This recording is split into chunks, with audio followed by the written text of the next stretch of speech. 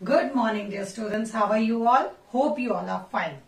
So, today is your English turn and I am your English teacher Priti Chawda back with a new video. अब जो हमारा video है बस एक या दो वीडियो और है क्योंकि अब हमारा कोर्स कंप्लीट हो रहा है. तो we are on our chapter 6. आज मैं आपको चैप्टर 6 पढ़ाने वाली हूँ. So please open your text book. Grammar का है ये, तो अपनी ग्रामर सेमेस्टर 2 जो है वो खोलिए. चैप्टर 6 ओपन कीजिए and the name of the chapter is preposition of time and place. पहले तो प्रीपोजिशन क्या होता है? प्रीपोजिशन, उसे कहा जाता है प्रीपोजिशन. आपने सुना होगा, पहले कुछ वीडियोस में मैं बता चुकी हूं. हर चीज की एक निर्धारित जगह होती है. हर इंसान की एक निर्धारित जगह होती है. और कहते हैं ना, कभी कभी किसी को कोई चीज फेवरेट होती है, कोई प्लेस फेवरेट होती है, वो वहीं रहता है. ऐसे सबकी अपनी एक प्लेस फिक्स्ड है. तो जब वो प्लेस फिक्स्ड होती है तो उसके बीच में उनको क्या होता है कि एक व्यवस्थित प्रीपोजिशन लगाया जाता है. पोजीशन के पहले प्रीपोजिशन बताया जाता है कि एग्जैक्टली वो चीज कहां पर है, किस जगह पर है. तो वो बताने के लिए पहले एक इंडिकेशन होता है, उसे हम कहते हैं प्रीपोजिशन. ठीक है, पोजीशन के पहले. दो टाइप दिए हैं यहाँ पे, एक टाइम का प्रीपोजिशन, एक प्लेस का. टाइम मतलब वक्त का. जब हम वक्त की बात करते हैं तो वक्त का सीधा रिलेशन किससे हो जाता है? घड़ी से हो जाता है क्योंकि टाइम है. या फिर दिनों से हो जाता है, संडे, मंडे, ट्यूसडे, ऐसे भी बोल सकते हैं. तो time equal to the watch and the days, ये दोनों इसके अंदर मिक्स होके आते हैं. प्लेस का हो जाता है जगह पे. ये भी हो सकता है कि वो जगह दूर हो, या ये भी हो सकता है कि वो जगह पास में हो, घर के अंदर हो, आउटसाइड, इनसाइड, कहीं भी हो सकती है.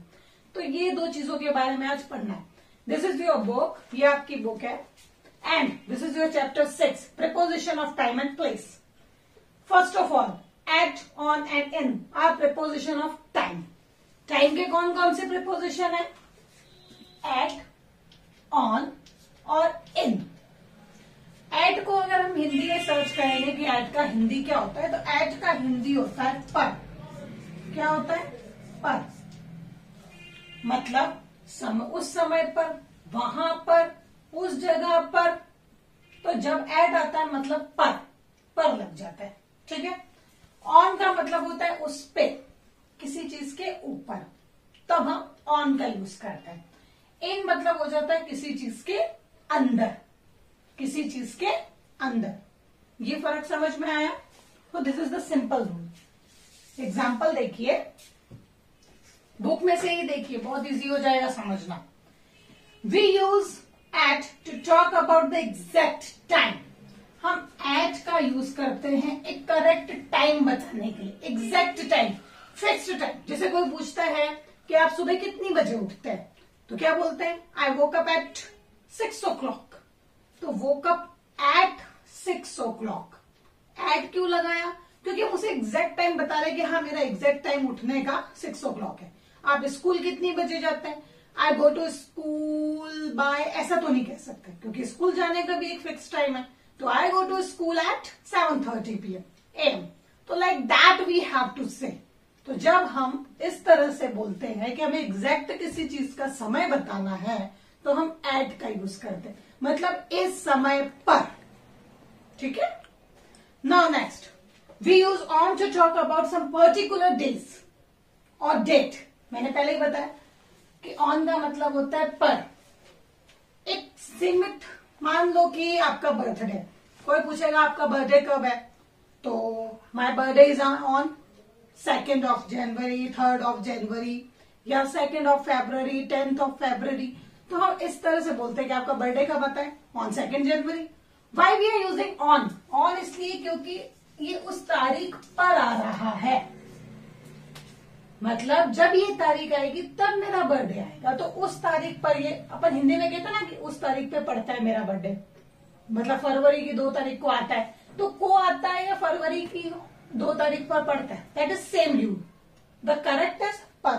तो 2 तारीख पे आ रहा है, 3 तारीख पर आ रहा है, तो like that we have to use it. On का यूज पर के लिए किया जाता है. Now your last one is We use in to talk about something that happens during in a month.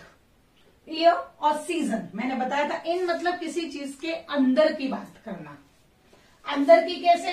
अब आप बोलोगे मैम अंदर की कैसे? मान लो कि आपको ये बताना है कि इस हफ्ते में हमारे रिजल्ट मिल रहे हैं ना नेक्स्ट वीक में। यस, तो तब हम क्या करेंगे? तब हम इन की बात करेंगे। कैसे? We are going to have result in next week. Why we are using in next week? Because अगले हफ्ते में मतलब उन डेज के बीच में आपको मिलने वाला है। तो हम इसीलिए जब किसी चीज को बीच में से उठाते, इन बिटवीन की बात करते हैं, बीच में, तब हम इन का यूज करते हैं। एग्जाम्पल आपकी बुक में है, देखिए। I was born in 1996। मैं पैदा हुआ था 1996 में। अब यहाँ पे 1996 में पैदा हुआ तो वो एट क्यों नहीं लगा रहा है या ऑन क्यों नहीं लगा रहा है? चलो बताओ कि वो एट और ऑन क्यों नहीं लगा रहा है। पता है क्यों नहीं लगा रहा है? सिंपल सा, 1996 कोई एक दिन तो है नहीं, कोई एक घंटा तो है नहीं कि हम एक ओवर की बात कर रहे हैं, हम एक दिन की बात कर रहे हैं। 1996 एक पूरा ईयर है पूरा ईयर 12 मंथ्स का।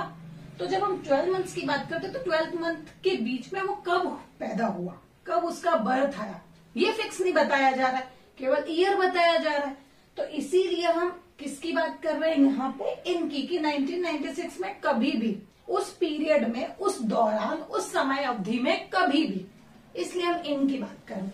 लेकिन अगर फिक्स हो जाता, क्या फिक्स हो जाता कि 1996 में जनवरी होता, सुबह के 11 बजे पैदा होते, बर्थ हमारा 11 बजे का है, तो हम लिख देते एट 11 PM।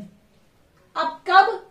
20 तारीख को, तो on 20 February 1996 at 11 PM at Mandsaur, at Daloda.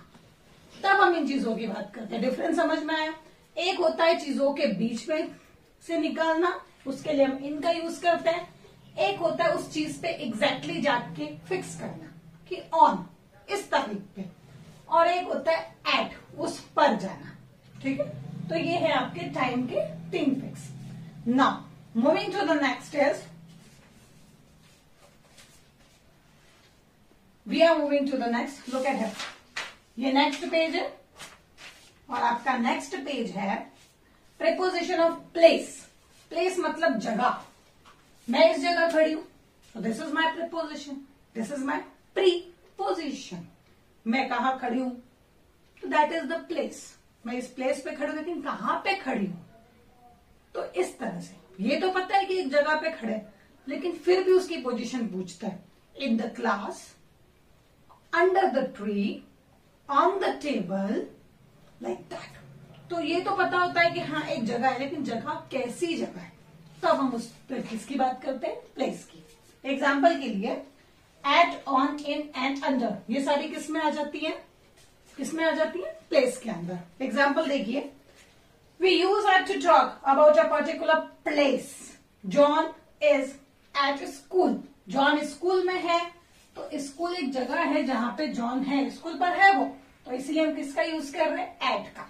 Next, the picture is on the wall. जो पिक्चर है वो कहाँ है? वॉल के ऊपर है।